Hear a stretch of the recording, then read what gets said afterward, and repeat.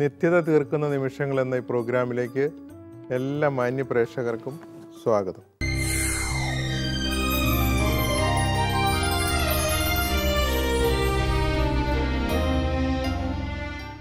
ആയിരത്തി 1996 റിലീസ് ചെയ്ത അനുതാപ കീർത്തനം എന്ന ക്രിസ്ത്യൻ ഓഡിയോ ആൽബത്തിലെ ഒരു പാട്ടാണ് നമ്മളിന്ന് തിരഞ്ഞെടുത്തിരിക്കുന്നത്. പാവനമായൊരു ഹൃദയമുണ്ടെങ്കിൽ. ഇതിൻ്റെ സംഗീത സംവിധാനം നിർവഹിച്ചിരിക്കുന്നത് സണ്ണി സ്റ്റീഫനാണ്. ഒറിജിനൽ സൗണ്ട് ട്രാക്ക് പാടിയത് സുജാതയാണ്, പ്രശസ്ത പിന്നണി ഗായിക. നമുക്ക് വേണ്ടി ഇന്നിവിടെ പാടിയിരിക്കുന്നത് സോണു ആൻ. നമുക്ക് ഈ പാട്ടൊന്ന് കേട്ടു നോക്കാം.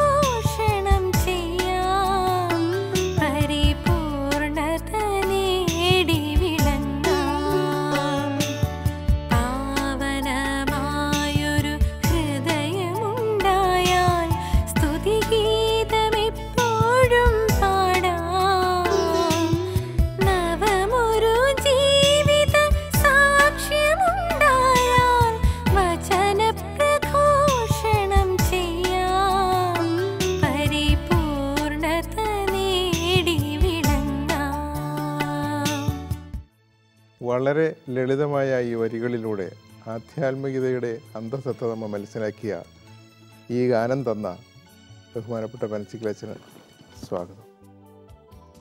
ഈ പാട്ട് എഴുതാനുണ്ടായ ഒരു സാഹചര്യവും അത് ഈ ആൽബത്തിൽ വരാനുള്ള സാഹചര്യമൊക്കെ അച്ഛൻ ഓർക്കുന്നുണ്ടല്ലോ അല്ലേ? പരിത്രാണ ധ്യാനകേന്ദ്രത്തിലെ ശുശ്രൂഷയിലായിരിക്കുമ്പോൾ തിരുനാമകീർത്തനം തുടങ്ങിയ 2-3 ആൽബങ്ങൾ കഴിഞ്ഞു. അതിനുശേഷം അവിടെയുള്ള കലാകാരന്മാരെ പ്രോത്സാഹിപ്പിക്കാൻ വേണ്ടി അവരെ ചേർത്ത് പലരും ഗാനരചന അതിനകത്ത് നടത്തിയിട്ടുണ്ട്. അപ്പോൾ എല്ലാവരും കൂടി പറഞ്ഞു, അച്ഛൻ്റെ ഒരു രചന ഇല്ലാതെ ഇത് പുറത്തിറക്കുന്നത് ഭംഗിയാകില്ല. അപ്പം അങ്ങനെ ഞാൻ നോക്കിയപ്പോൾ അവരെഴുതിയത് വെച്ച് നോക്കുമ്പോൾ ഇങ്ങനെ ഒരു ആശയം ഇതിനകത്ത് വരുന്നത് നല്ലതാണെന്ന് തോന്നി. അങ്ങനെ ചില അടിസ്ഥാനങ്ങൾ, ആധ്യാത്മിക ജീവിതത്തിൻ്റെ വഴികളിൽ ചില അടിസ്ഥാനങ്ങളെ വിശദീകരിക്കുന്ന പ്രബോധനപരമായ ഒരു ഗാനമാണ് പാവനമായൊരു ഹൃദയം ഉണ്ടായാൽ. ഉദാഹരണത്തിന് സ്തുതിഗീതം അല്ലെങ്കിൽ സ്തോത്രഗീതം പാപിക്ക് ഇണങ്ങുന്നില്ല. പ്രഭാഷകൻ്റെ പുസ്തകത്തിൽ പ്രസംഗകരൊക്കെ കോട്ടിയാറുള്ളൊരു ഭാഗമാണത്. കാരണം സ്തുതിക്കാൻ പറഞ്ഞാൽ സ്തുതിക്കാൻ കഴിയാതെ മരവിച്ച് നിൽക്കുന്നവരെ നമ്മൾ കാണുന്നില്ലേ. അപ്പോൾ അത് പാവമുള്ള ഒരു ഹൃദയത്തിൽ സ്തുതിഗീതത്തിന് സ്ഥാനമില്ല എന്നുള്ളതാണ് അതിൻ്റെ ഒരു അടിസ്ഥാനം. പാപമോചനം കിട്ടിക്കഴിയുമ്പോഴാണ് ദൈവത്തെ സ്തുതിക്കുന്നതിൽ ആനന്ദം കണ്ടെത്തുന്നത്, സ്തുതിക്കാൻ അധരങ്ങൾ തുറക്കപ്പെടുന്നത്, എല്ലാ ബന്ധനങ്ങളും മാറുന്നത്. അപ്പോൾ അതുകൊണ്ട് പാവനമായൊരു ഹൃദയം ഉണ്ടായാൽ മാത്രമേ സ്തുതിഗീതം പാടി ദൈവത്തെ സ്തുതിക്കുന്നവരായി മാറാൻ പറ്റുകയുള്ളൂ എന്ന ഒരു ഉൾക്കാഴ്ച അല്ലെങ്കിൽ ഒരു അടിസ്ഥാനം അതിനകത്ത് കൊണ്ടുവന്നിട്ടുണ്ട്. നവമൊരു ജീവിത സാക്ഷ്യമുണ്ടായാൽ വചനപ്രഘോഷണം ചെയ്യാം. അതും ഒരു വലിയ സത്യമാണ്. കാരണം ഒത്തിരി പേര് പ്രസംഗകരുണ്ട്, പക്ഷേ എല്ലാ പ്രസംഗകരും പ്രഘോഷകരല്ല. എത്ര മനോഹരമായിട്ട് പഠിച്ച് ഒരു വിഷയം അവതരിപ്പിച്ചാലും, ഉദാഹരണത്തിന് ക്ഷമയാകട്ടെ, ദൈവസ്നേഹമാകട്ടെ, ഇങ്ങനെ ഓരോ വിഷയങ്ങൾ പഠിച്ച് അവതരിപ്പിക്കുന്നവരുണ്ട്. എത്ര മനോഹരമായിട്ട് പഠിച്ച് അവതരിപ്പിച്ചാലും, വാഗ്വിലാസത്തോടു കൂടി അവതരിപ്പിച്ചാലും അതും ഒരു പ്രഘോഷണം ആവണമെന്നില്ല. പ്രഘോഷണം പരിശുദ്ധാത്മാവിൻ്റെ ഒരു പ്രവൃത്തിയിലൂടെ സംഭവിക്കുന്ന അതിൻ്റെ ഒരു പ്രത്യേകത, അത് മറ്റുള്ളവരെ സ്പർശിക്കുകയും കേൾവിക്കാരിൽ അത് ചലനം ഉണ്ടാക്കുകയും അവരിൽ മാനസാന്തരം ഉണ്ടാകുകയും ചെയ്യും. എല്ലാത്തിനും പ്രസംഗിച്ചാൽ നല്ല പ്രസംഗമായിരുന്നു എന്നൊക്കെ പറഞ്ഞ് പോകുന്നല്ലാതെ ഇനിയും കേൾക്കാൻ താല്പര്യമുണ്ട് എന്ന് പറയും. കാര്യമൊക്കെ നല്ലതായിരിക്കും. പക്ഷേ ആളിൽ ചലനം ഉണ്ടാവില്ല. അതാണ് പൗലോസ്ലീഹ പറയാൻ കാരണം, എന്നിൽ സ്നേഹമില്ലെങ്കിൽ ഞാൻ മുഴങ്ങുന്ന ചെമ്പോ കിലുങ്ങുന്ന കൈത്താളമൊക്കെ ആയിട്ട് മാറും എന്ന് പറയാൻ കാരണം ആ ഒരു സത്യം എനിക്കത് മനസ്സിലായി. കാരണം ഈ ഒരു അനുഭവം എനിക്ക് കിട്ടിക്കഴിഞ്ഞ് ഞാൻ പ്രസംഗിക്കാൻ തുടങ്ങിയപ്പോൾ ആളുകളിൽ മാറ്റം ഉണ്ടാകുന്നത് ഞാൻ കാണുന്നു. അങ്ങനെ പല പ്രീച്ചേഴ്സിൻ്റെയും ജീവിതത്തിൽ മാറ്റം ഉണ്ടാകുന്നത്, അല്ലെങ്കിൽ അവരുടെ പ്രസംഗത്തിൽ മാറ്റം ഉണ്ടാകുന്നത് കാണുന്നു. എന്നാൽ ഈ പറയുന്ന ഒരു വീണ്ടും ജനിക്കുന്ന അനുഭവം കിട്ടിയതായിട്ട് തിരിച്ചറിയാത്തവരുടെ പ്രസംഗത്തിൽ നിന്ന് അങ്ങനെ കാണുന്നില്ല. അത് ആരുടെയും കുറ്റമല്ല, കുറവല്ല. ഞാനൊരു സത്യം തിരിച്ചറിഞ്ഞതുകൊണ്ട് ഞാൻ അത് ആവിഷ്കരിച്ചതാണ്. അവരെത്ര ഭംഗിയായിട്ട് പറഞ്ഞാൽ തന്നെയും കേൾവിക്കാരിൽ ഒന്നും സംഭവിക്കുന്നില്ല. അതെ, ഒരു ചലനം ഉണ്ടാകുന്നില്ല, വ്യക്തിയിലൊരു മാറ്റം ഉണ്ടാകുന്നില്ല. എന്ന് പറഞ്ഞാൽ മാനസാന്തരത്തിൻ്റെ അനുഭവം ഉണ്ടാകുന്നില്ല. ഒരു പ്രസംഗകൻ എന്നോട് വളരെ വേദനയോടെ പറഞ്ഞ് ഓർക്കുന്നുണ്ട്, വളരെ നാൾ ഞാൻ നന്നായിട്ട് പ്രസംഗിച്ച് നടന്നെങ്കിൽ എൻ്റെ ഏറ്റവും വലിയൊരു ദുഃഖം ഇതാണെന്ന് അദ്ദേഹം പറഞ്ഞു. അപ്പോൾ അദ്ദേഹത്തിൻ്റെ പ്രസംഗം കേട്ട് ആരിലെങ്കിലും ഒരു മാനസാന്തരം ഉണ്ടായതായിട്ട് ഒരു ഫീഡ്ബാക്ക് കിട്ടിയിട്ടില്ല. അപ്പോൾ ഉണ്ടായിരിക്കാം, പക്ഷേ കിട്ടാത്തതൊരു ദുഃഖമാണ്. എന്നെ സംബന്ധിച്ചിടത്തോളം ഒരുപാട് ഫീഡ്ബാക്ക് കിട്ടിയതിൻ്റെ ഒരു സുഖവും സന്തോഷവും അനുഭവിക്കുന്നു. ഫീഡ്ബാക്ക് കിട്ടിയതുകൊണ്ടല്ല, ഇങ്ങനെ ദൈവം പ്രവർത്തിക്കുന്നു എന്ന ഒരു സന്തോഷം. അപ്പോൾ ഫീഡ്ബാക്ക് കിട്ടിയപ്പോഴാണ് അത് അറിയുന്നതെന്നുള്ളൂ. അപ്പോൾ പാവനമായൊരു ഹൃദയം ഉണ്ടായാൽ മാത്രമേ സ്തുതിഗീതം പാടാൻ പറ്റുള്ളൂ. ഒരു പുതിയ ജീവിതം, ജലത്താലും പരിശുദ്ധാത്മാവിനാലും വീണ്ടും ജനിക്കുന്ന ഒരു ജീവിതം, അങ്ങനെ ഒരു ജീവിതത്തിൻ്റെ സാക്ഷ്യം കൂടെ ഉണ്ടെങ്കിൽ കാര്യക്ഷമമായിട്ട് ഒരു സുവിശേഷ പ്രഘോഷകനാകാൻ സാധിക്കുകയുള്ളൂ എന്നൊരു സത്യം ഈ പാട്ടിലൂടെ ഞാൻ കൊണ്ടുവരുമായിരുന്നു. ഇതിൻ്റെ ട്യൂൺ ഇട്ടിട്ട് എഴുതിയാണോ അതെയോ? അല്ല, ഇത് ഈ സത്യങ്ങളെ ഞാൻ എൻ്റെ വരികളിൽ ആവിഷ്കരിച്ചത് അദ്ദേഹം ട്യൂൺ ചെയ്തെടുത്ത രാഗാധിഷ്ഠിതമായ ഒരു പാട്ടാവുകൊണ്ട് എത്ര പ്രാവശ്യം കേട്ടാലും നമുക്കതിനൊരു മടുപ്പ് തോന്നുന്നില്ല. അതാണ് ആ ട്യൂണിങ്ങിൻ്റെ പ്രത്യേകത. നമുക്കിതിൻ്റെ അനുപല്ലവി ഒന്ന് കേട്ട് നോക്കാം.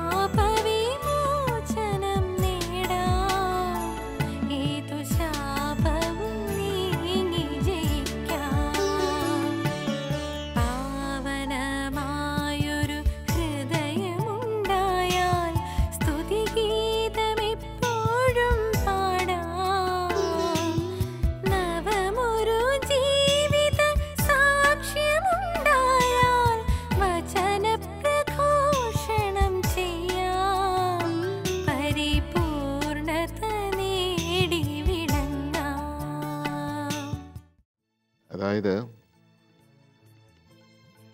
ആത്മാവിൽ പാപബോധം ഉണ്ടായാൽ അനുതാപകീർത്തനം ചൊല്ലാം. പാപബോധം എന്ന് പറയുന്നത് പല മേഖലയിലുണ്ട്. ഉദാഹരണത്തിന് ഒരു തെറ്റ് ചെയ്തതിൻ്റെ ആ തിരിച്ചറിവിൽ, അയ്യോ ഞാനിങ്ങനെ ഒരു തെറ്റ് ചെയ്തു പോയല്ലോ എന്ന രീതിയിൽ ഒരാൾക്ക് വേദനിച്ച് കരയാം. എന്നാൽ എനിക്ക് കൃപയില്ലല്ലോ, ദൈവവരപ്രസാദം ഇല്ലാത്തതുകൊണ്ടാണല്ലോ ഞാനിത് ചെയ്തത് എന്ന രീതിയിലും ഒരാൾക്ക് വേദനിച്ച് കരയാം. ഈ രണ്ടും ആവശ്യമുണ്ട്. അപ്പോൾ ആത്മാവിലെ ഈ അവബോധം, ഈ അവസ്ഥയെക്കുറിച്ചുള്ള ബോധം, അത് കൂടുതൽ ആഴമുള്ളതാണ്. അപ്പോൾ ആ അവബോധം കൂടെ വരുമ്പോഴേ, തിരിച്ചറിവ് കൂടെ വരുമ്പോഴേ ശരിയായിട്ടുള്ള ഒരു അനുതാപം ഉണ്ടാവുള്ളൂ. മറ്റേ അധമമായിരിക്കും. നമ്മൾ പറയാറില്ലേ, അധമ മനസ്താവും ഉത്തമ മനസ്താവും, പഴയ ഭാഷയാണ്. അപ്പോൾ ഒരു അധമ മനസ്താവും, ദൈവത്തെ ഞാൻ ദ്രോഹിച്ചല്ലോ, അതിൻ്റെ പേര് വല്ല ശിക്ഷ ഉണ്ടാവുമോ, അത് ആ ലെവലിൽ നിൽക്കുകയാണ്. എൻ്റെ കർത്താവ് എനിക്ക് തന്ന ജീവൻ ഞാൻ നഷ്ടപ്പെടുത്തിയിട്ടാണല്ലോ ഇങ്ങനെയൊക്കെ സംഭവിച്ചത്, ദൈവത്തെ തന്നെ എനിക്ക് നഷ്ടപ്പെട്ടല്ലോ എന്ന അറിവ്. ഉദാഹരണം പറയുകയാണെങ്കിൽ, ഒരു രോഗം വരുന്നു, ഉദാഹരണത്തിന് ബാഹ്യമായി ഒരു അടയാളമാണ്. ഇപ്പം മുടി കൊഴിയുന്നു എന്നുള്ളത് ബാഹ്യമായ ഒരു ലക്ഷണമാണ്. പക്ഷെ അത് ചിലപ്പോൾ ഒരു ക്യാൻസറിൻ്റെ ഫലമായിട്ടായിരിക്കും. കാണാത്ത മേഖലയിൽ ആ ആളെ ബാധിച്ചിരിക്കുന്ന ഒരു ക്യാൻസറിൻ്റെ ഒരു ലക്ഷണമായിരിക്കാം. പക്ഷെ ഞാൻ മുടി കൊഴിയുന്നതിനെക്കുറിച്ച് മാത്രം ഞാൻ കരയുന്നെങ്കിൽ ആ കരച്ചിൽ വളരെ ഉപരിപ്ലവമാണ്. അതേസമയം എന്നിൽ എൻ്റെ ജീവനെ നശിപ്പിക്കുന്ന ക്യാൻസർ രോഗമാണ് എന്നെ ബാധിച്ചിരിക്കുന്നു, അതിൻ്റെ അടയാളം മാത്രമാണിത് എന്ന് തിരിച്ചറിയുന്ന വ്യക്തിയുടെ കരച്ചിൽ വ്യത്യാസമല്ലേ? തീർച്ചയായിട്ടും. ആ രീതിയിൽ ആത്മാവിൽ പാപബോധം ഉണ്ടാകുമ്പോൾ അനുതാപം ഒരു വലിയൊരു ഒരു പ്രാർത്ഥനയായിട്ട് മാറും. ആ പ്രാർത്ഥന, എനിക്കത് വേണമേ, കൃപ വേണമേ എന്നുള്ള പ്രാർത്ഥന. അറിവും തിരിച്ചറിവും തമ്മിലുള്ള ആ വ്യത്യാസം. അതെ, നമ്മുടെ അവസ്ഥയെ പറ്റിയുള്ള ഒരു യഥാർത്ഥ അറിവുണ്ടാകുമ്പോഴാണ് നമ്മുടെ അനുതാപം പൂർത്തിയാകുന്നല്ലേ? കാരണം എനിക്ക് ഇല്ല, ദൈവിക ജീവൻ്റെ വല്ലാത്ത കുറവ് എനിക്ക് തിരിച്ചറിയാൻ കഴിയുന്നു. ആ അറിവ് ഒരാളെ വേദനിപ്പിക്കുന്ന അറിവാണ്. അതാണ് ആത്മാവിൽ പാപബോധം ഉണ്ടായാൽ അനുതാപകീർത്തനം പാടാം. പിന്നെ യേശുവിൽ ഉത്തമ വിശ്വാസം ഉണ്ടായാൽ പാപമോചനം നേടാം. അപ്പോൾ ഈ പാപമോചനം കൃപ സ്വീകരിക്കുന്നത് വഴി മാത്രമേ ഈ പാപമോചനം നടക്കുള്ളൂ. അതെ. പാപമോചനത്തിൻ്റെ ഈ മേഖല കൃപയെ തിരിച്ചു കിട്ടുമ്പോഴാണ് സംഭവിക്കുന്നത്. അപ്പോൾ യേശുവിൽ ഉത്തമ വിശ്വാസം ഉണ്ടായി ആ വിശ്വാസത്തോടു കൂടി ഇരുന്ന് എൻ്റെ അവസ്ഥയായിട്ട് പറഞ്ഞ് കർത്താവെ തരണമേ എന്ന് നിലവിളിച്ച് അനുതാപത്തോടു കൂടി പ്രാർത്ഥിക്കുമ്പോൾ ഞാൻ സൗജന്യമായിട്ട് കൃപയെ സ്വീകരിക്കും. വളരെ ക്ലിയർ ആയി. നമുക്ക് ഇതിൻ്റെ അടുത്ത സ്റ്റാൻസ് കൂടെ ഒന്ന് കേട്ട് നോക്കാം.